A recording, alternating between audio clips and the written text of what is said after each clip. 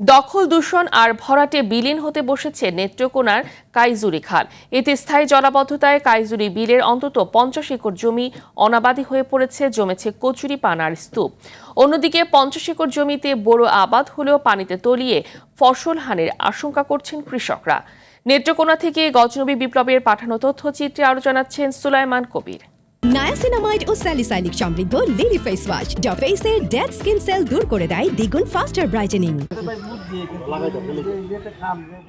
নেত্রকোনার কেন্দুয়া উপজেলার গড়াডোবা ইউনিয়নে অবস্থিত কৈজুরি বিলের আয়তন 100 একর, যেখানে ফসল ফলিয়ে খাদ্য চাহিদা মেটাতেন আশপাশের 5 গ্রামের অন্তত 1000 কৃষক।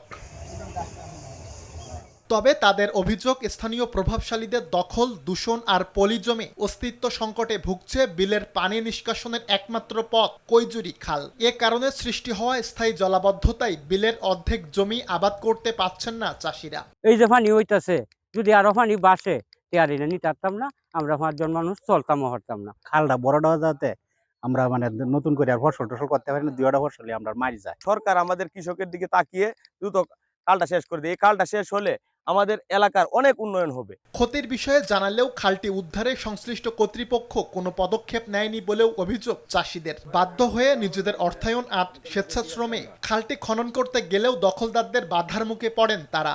খালেতে পানি যায় না, অনেক আগে থেকেই খালেতে পানি যাইতো, খালটা একবারে বদ্ধ হয়ে গেছে।